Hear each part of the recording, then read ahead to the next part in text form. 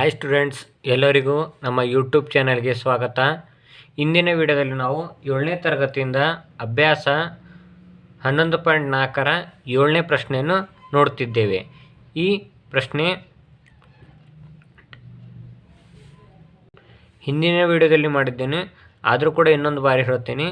7ನೇ question ಏನಿದೆ, 90 metre ಉದ್ದ ಮತ್ತು 60 ಮೀಟರ್ ಅಗಲವಾದ ಆಯತಾಕಾರ ಮೈದಾನದಲ್ಲಿ ಮೈದಾನದ ಬದಿಗೆ ಸಮಾಂತರವಾಗಿರುವಂತೆ ಪರಸ್ಪರ ಲಂಬಕೋನದಲ್ಲಿ ಕತ್ತರಿಸುವಂತೆ ಹಾಗೂ ಮೈದಾನದ ಕೇಂದ್ರದ ಮೂಲಕ ಹಾದು ಹೋಗುವಂತೆ 2 ರಸ್ತೆಗಳನ್ನು ನಿರ್ಮಿಸಲಾಗಿದೆ. ರಸ್ತೆಯ ಅಗಲ 3 ಮೀಟರ್ ಆದರೆ ರಸ್ತೆಗಳಿಂದ ಆವೃತವಾದ ವಿಸ್ತೀರ್ಣ ಮತ್ತು ಪ್ರತಿ ಚದರ ಮೀಟರ್ಗೆ 110 ರೂಪಾಯಿಯಂತೆ ರಸ್ತೆಗಳನ್ನು ನಿರ್ಮಿಸಲು ಅಗತ್ಯವಾದ ವೆಚ್ಚ ಕಂಡುಹಿಡಿಯಿರಿ. ಫಸ್ಟ್ ಏನಿದೆ ಅಂತ ಇಲ್ಲಿ ನೋಡಿ, ಇದು ಉದ್ದ, ಇದು 90, ಅಗಲ ಎಷ್ಟಿದೆ 30. ಉದ್ದ 90 ಮತ್ತು ಅಗಲ 30 ಮೀಟರ್ ಇರುವ ಒಂದು ಆಯತಾಕಾರದ ಉದ್ಯಾನವನದಂತೆ. ಈ ಉದ್ಯಾನ ಒಳಗಡೆ 2 ರಸ್ತೆಗಳು ಹಾದು ಹೋಗಿವೆ. ABCD ಮತ್ತು ಇನ್ನೊಂದು KLMN, ಇವೆರಡು ರಸ್ತೆಗಳು ಹಾದು ಹೋಗಿವೆ.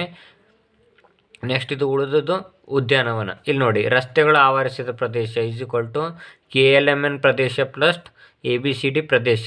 ನೆಕ್ಸ್ಟ್ -1 2 3 4 ಅಂದರೆ ಈ ರಸ್ತೆಯಲ್ಲಿ ಕೂಡ ಈ ಭಾಗ ಬರ್ತಾಯಿದೆ 1 2 3 4 ಈ ಚೌಕ. ನೆಕ್ಸ್ಟ್ ಈ ರಸ್ತೆಯಲ್ಲಿ ಕೂಡ 1 2 3 4 ಬರ್ತಾಯಿದೆ, ಆದ್ದರಿಂದ -1 2 3 4 ವಿಸ್ತೀರ್ಣ ಮಾಡಬೇಕು. ಈಗ ABCD ವಿಸ್ತೀರ್ಣ = ಇಲ್ಲಿ ನೋಡಿ, ABCDಯಲ್ಲಿ ಉದ್ದ ಯಾವುದಿದೆ, AB ಇದೆ. ಇದು ಉದ್ದ ಎಷ್ಟಿದೆ, ಉದ್ದ ಇಲ್ಲಿಂದ ಇಲ್ಲಿಗೆ 90 ಇದೆ.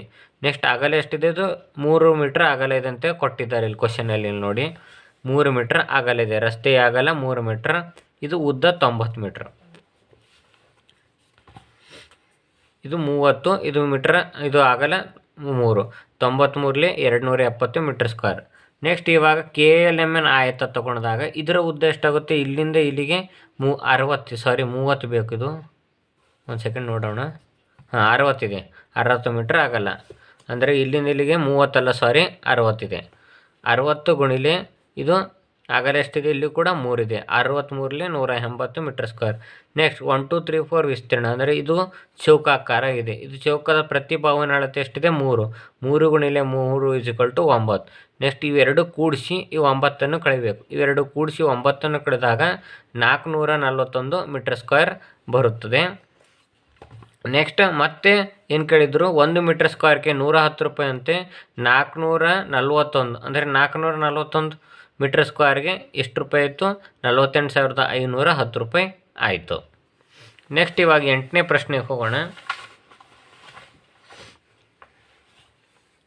ಪ್ರ್ಯಾಗ್ 7 ಸೆಂಟಿಮೀಟರ್ ತ್ರಿಜ್ಯದ ವೃತ್ತಾಕಾರ ಕೊಳವೆಯ ಸುತ್ತಲೂ ಹಗ್ಗವನ್ನು ಸುತ್ತಿದ್ದಾಳೆ. ಈ ರೀತಿಯಾಗಿ 4 ಮೀಟರ್ ತ್ರಿಜ್ಯದ ವೃತ್ತಾಕಾರ ಕೊಳವೆಯ ಸುತ್ತ ಏನು ಮಾಡಿದ್ದಾಳಂತೆ, ಹಗ್ಗವನ್ನು ಸುತ್ತಿದ್ದಾಳೆ. ಚಿತ್ರದಲ್ಲಿ ತೋರಿಸಿರುವಂತೆ ಅಗತ್ಯವಿರುವ ಹಗ್ಗದ ಉದ್ದವನ್ನು ಕತ್ತರಿಸಿದ್ದಾಳೆ.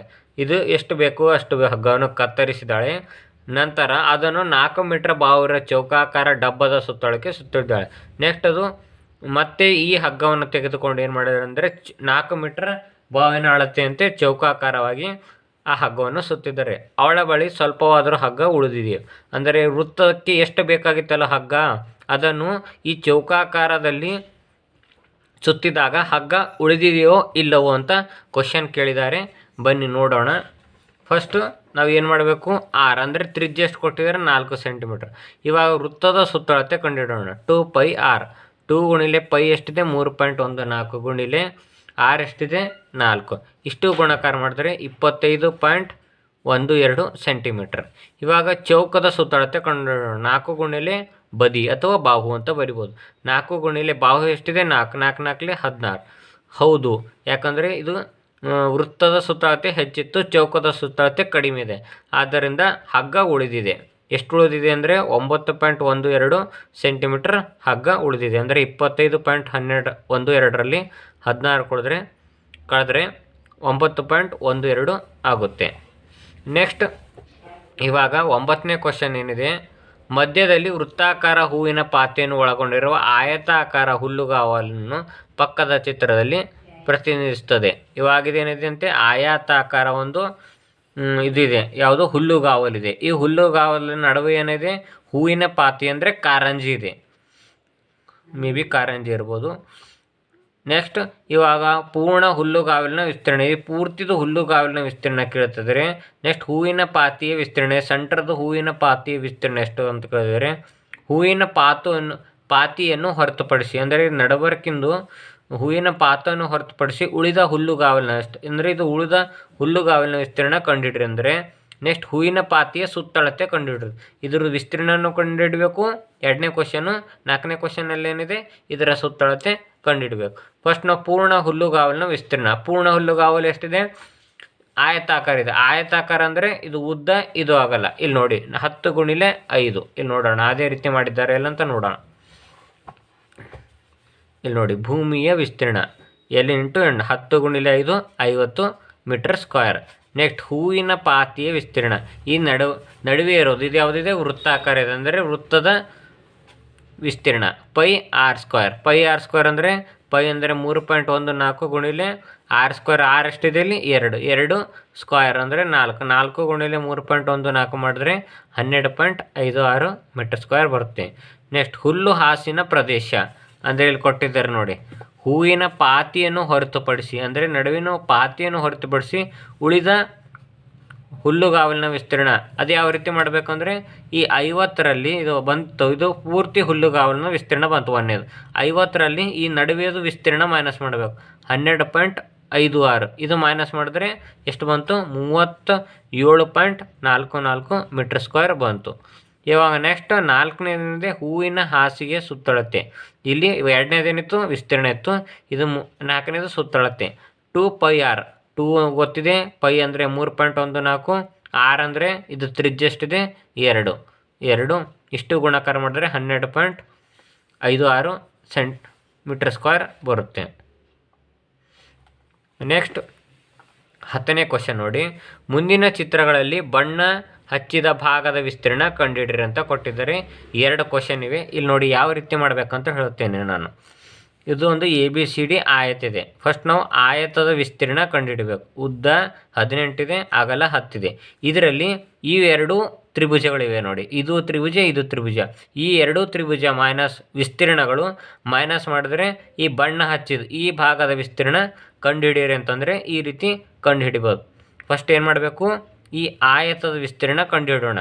ಇಲ್ಲಿ ಕಂಡುಹಿಡಿದಿದ್ದೇವೆ ನೋಡಿ, ಆಯತದ ವಿಸ್ತೀರ್ಣ ABCD = ಲೆಂತ್ ಇಂಟು ಬ್ರೆಡ್ತ್ ಅಂದರೆ ಉದ್ದ ಗುಣಿಲೆ ಅಗಲ. ಉದ್ದ ಎಷ್ಟಿದೆ 10 ಇದೆ, ಉದ್ದ 18 ಇದೆ, ಅಗಲ 10 ಇದೆ. 18 10 180 ಮೀಟರ್ ಸ್ಕ್ವೇರ್. ನೆಕ್ಸ್ಟ್ AEF ತ್ರಿಭುಜ AEF ವಿಸ್ತೀರ್ಣ ಇಲ್ಲಿ ನೋಡಿ, AEF ಇದ್ರ ವಿಸ್ತೀರ್ಣ ಕಂಡುಹಿಡಬೇಕು. ಈ AEF ವಿಸ್ತೀರ್ಣ ಏನಿದೆ, 1/2 ಪಾದ ಗುಣಿಲೆ ಎತ್ತರ ಸೂತ್ರ ಇದೆ. ಪಾದ ಎಷ್ಟಿದೆ 6, ಎತ್ತರ 10 ಇದೆ. ಇಲ್ಲಿ ನೋಡಿ 1/2 ಪಾದ ಗುಣಿಲೆ ಎತ್ತರ, 1/2 ಪಾದ 6 ಇದೆ, ಎತ್ತರ 10 ಇದೆ. ಇವಾಗ 2 1 2, 2 3 6 ಆದರೂ ಮಾಡಿ ಅಥವಾ 2 5 10 ಆದರೂ ಮಾಡಿ. 2ರಲ್ಲಿ ಯಾವುದಾದ್ರೂ ಒಂದು ಭಾಗಿಸಬೇಕು. 2 1 2, ನಾನು ಇಲ್ಲಿ 2 5 10 ಅಂತ ಮಾಡಿದ್ದೇನೆ. ನೆಕ್ಸ್ಟ್ ಇಲ್ಲಿ ಏನು ಉಳಿತು, 6 5 30 ಗುಣಾಕಾರ 6 5 30 ಮೀಟರ್ ಸ್ಕ್ವೇರ್. ಇದು ಒಂದು ತ್ರಿಭುಜದ ವಿಸ್ತೀರ್ಣ ಬಂತು. ಇವಾಗ ಇನ್ನೊಂದು ತ್ರಿಭುಜ ಯಾವುದು ಇದೆ, BCE. ಈ BCE ತ್ರಿಭುಜದ ವಿಸ್ತೀರ್ಣ = 1/2 ಪಾದ ಗುಣಿಲೆ ಎತ್ತರ. ಪಾದ 8 ಆಗುತ್ತೆ, ಎತ್ತರ 10 ಆಗುತ್ತದೆ. ನೆಕ್ಸ್ಟ್ ನೋಡಿ ಇಲ್ಲಿ 1/2 ಪಾದ ಗುಣಿಲೆ ಎತ್ತರ 1/2 10 × 8 ಯಾವ ರೀತಿ ಆದರೂ ಬರ್ರಿ. 2 1 2, 2 5 10. ನೆಕ್ಸ್ಟ್ 8 5 ಇದು 40 ಮೀಟರ್ ಸ್ಕ್ವೇರ್. ಇವಾಗ ನಮಗೆ ಬಣ್ಣ ಹಚ್ಚಿದ ಭಾಗದ ವಿಸ್ತೀರ್ಣ, ಈ ಪೂರ್ತಿ ಆಯತದ ವಿಸ್ತೀರ್ಣ ಮೈನಸ್ ಇವೆರಡು ತ್ರಿಭುಜದ ವಿಸ್ತೀರ್ಣಗಳು ಮೈನಸ್ ಮಾಡಬೇಕು ಅಂತ ನಾನು ಹೇಳಿದ್ದೀನಿ. ಇದು 180 ಬಂತು, ಇದು 30, ಇದು 40. ಈ 30 40 ಕೂಡಿಸಿದ್ರೆ 70 ಆಗುತ್ತೆ. 180ರಲ್ಲಿ 70 ಕಳೆದ್ರೆ 110 ಮೀಟರ್ ಸ್ಕ್ವೇರ್ ಬರುತ್ತೆ. ಇದು A ಕ್ವಶನ್ದು. ಇವಾಗ B ಕ್ವಶನ್ ಇಲ್ಲಿ ಕೆಳಗಡೆ ಇದೆ. ಫಸ್ಟ್ ಕ್ವಶನ್ ನೋಡೋಣ. ನೋಡಿ ಇಲ್ಲಿ ಏನಿದೆ ಕ್ವಶನು, PQRS ಒಂದು ಚೌಕ ಆಕೃತಿ ಇದೆ. ಈ ಚೌಕ ಆಕೃತಿಯಲ್ಲಿ ನಡುವೆ ತ್ರಿಭುಜ ಇದೆ. ಈ ತ್ರಿಭುಜ ಬಣ್ಣ ಹಚ್ಚಿದ ಭಾಗ ಇದೆ. ಈ ಭಾಗದ ವಿಸ್ತೀರ್ಣ ಕಂಡುಹಿಡಬೇಕು. ಫಸ್ಟ್ ನಾವೇನು ಮಾಡಬೇಕು, PQRS ಚೌಕದ ವಿಸ್ತೀರ್ಣ ಕಂಡುಹಿಡ್ದು ಇಲ್ಲೊಂದು ತ್ರಿಭುಜ, ಇಲ್ಲೊಂದು ತ್ರಿಭುಜ, ಇಲ್ಲೊಂದು ತ್ರಿಭುಜ, ಈ 3 ತ್ರಿಭುಜಗಳ ವಿಸ್ತೀರ್ಣ ಕಂಡುಹಿಡ್ದು ಈ 3 ತ್ರಿಭುಜ ವಿಸ್ತೀರ್ಣವನ್ನು ಕೂಡಿಸಿ ಈ PQRS ವಿಸ್ತೀರ್ಣದಲ್ಲಿ ಕಳೆದ್ರೆ ಈ ನಡುವೆ ತ್ರಿಭುಜದ ವಿಸ್ತೀರ್ಣ ಬರುತ್ತೆ. ಇವಾಗ ಅದೇ ರೀತಿ ಮಾಡಿದ್ದೆ ನೋಡಿ. ಇಲ್ಲಿ PQRS ವಿಸ್ತೀರ್ಣ = ಬಾಹು ಗುಣಿಲೆ ಬಾಹು. ಬಾಹು ಎಷ್ಟಿದೆ 20. 20 20 400 ಮೀಟರ್ ಸ್ಕ್ವೇರ್. ನೆಕ್ಸ್ಟ್ PQT ವಿಸ್ತೀರ್ಣ = 1/2 ಪಾದ ಗುಣಿಲೆ ಎತ್ತರ. 1/2 ಪಾದ 10 ಇದೆ, ಎತ್ತರ 20 ಇದೆ. 2 1 2 2 10 20. 10 10 100 metre square.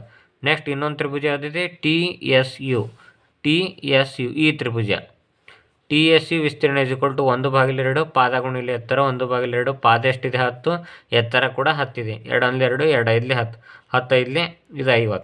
Next last QRU ಅಂದರೆ QRU. ಫಸ್ಟಿಗೆ ಇದು ಮಾಡ್ತೀನಿ, ಆಮೇಲೆ ಇದು ಮಾಡ್ತೀನಿ, ಇವಾಗ ಲಾಸ್ಟ್ QRU ವಿಸ್ತೀರ್ಣದಲ್ಲಿ ಪಾದ 10 ಇದೆ, ಎತ್ತರ 20 ಇದೆ.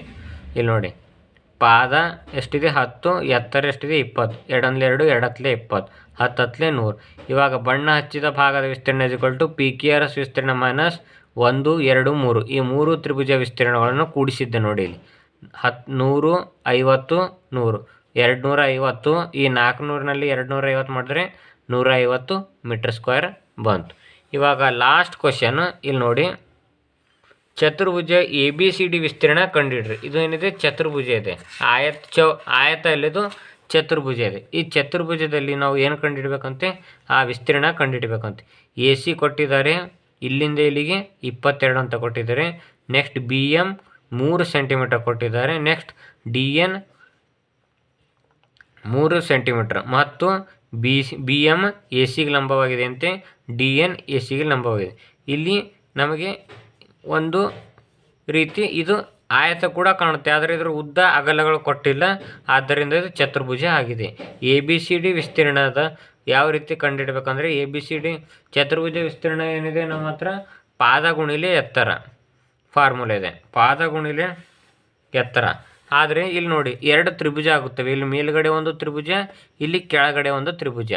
ಇವಾಗ ಈ ತ್ರಿಭುಜ ಇರುತ್ತೆ, ಒಂದನೇ ತ್ರಿಭುಜ, ಇದು 2ನೇ ತ್ರಿಭುಜ. ಇವಾಗ ABC ತ್ರಿಭುಜ = ವಿಸ್ತೀರ್ಣ ಏನಿದೆ 1/2 ಪಾದ ಗುಣಿಲೆ ಎತ್ತರ. ಪಾದ 22 ಆಗುತ್ತೆ, AC ಪಾದ ಆಗುತ್ತೆ 22, ಎತ್ತರ 3 ಸೆಂಟಿಮೀಟರ್. ನೆಕ್ಸ್ಟ್ ಕೆಳಗಡೆ ಕೂಡ ಅದೇ ರೀತಿ ADC ಈ ತ್ರಿಭುಜದಲ್ಲಿ ಪಾದ AC 22 ಆಗುತ್ತೆ, ಎತ್ತರ 3 ಸೆಂಟಿಮೀಟರ್ ಆಗುತ್ತೆ DN. ಇಲ್ಲಿ ಅದೇ ರೀತಿ ಮಾಡಿದೆ ನೋಡಿ. ಚತುರ್ಭುಜ ABCD ವಿಸ್ತೀರ್ಣ = ತ್ರಿಭುಜ ABC ವಿಸ್ತೀರ್ಣ ಪ್ಲಸ್ ತ್ರಿಭುಜ ADC ವಿಸ್ತೀರ್ಣ. ಇವಾಗ ಇದು 1/2 ಪಾದ ಗುಣಿಲೆ ಎತ್ತರ, ಇದು ಕೂಡ 1/2 ಪಾದ ಗುಣಿಲೆ ಎತ್ತರ. 1/2 ಪಾದ ಎಷ್ಟಿದೆ 22, ಎತ್ತರ 3. ನೆಕ್ಸ್ಟ್ 1/2 ಪಾದ ಕೂಡ 22, ಎತ್ತರ 3. 2 1 2 11 22. ಇಲ್ಲಿ ಕೂಡ 2 1 2 11 11 3 33, 11 3 33. ಇವೆರಡು ಕೂಡಿಸಿ 66 ಮೀಟರ್ ಸ್ಕ್ವೇರ್ ಆಗುತ್ತೆ. ಇಷ್ಟೇನಾಗಿದೆ, ಈ 11.4 ಅಭ್ಯಾಸವಾಗಿದೆ. ನೆಕ್ಸ್ಟ್ ವಿಡಿಯೋದಲ್ಲಿ ನಾವು ಏನು ಮಾಡೋಣ, ಮುಂದಿನ ಪಾಠವನ್ನು ನೋಡೋಣ. ಈ ವಿಡಿಯೋ ಇಷ್ಟಾದರೆ ಲೈಕ್ ಮಾಡಿ ಮತ್ತು ಈ ವಿಡಿಯೋನ ನಿಮ್ಮ ಫ್ರೆಂಡ್ಸ್ಗೆ ಶೇರ್ ಮಾಡಿ. ಧನ್ಯವಾದಗಳು.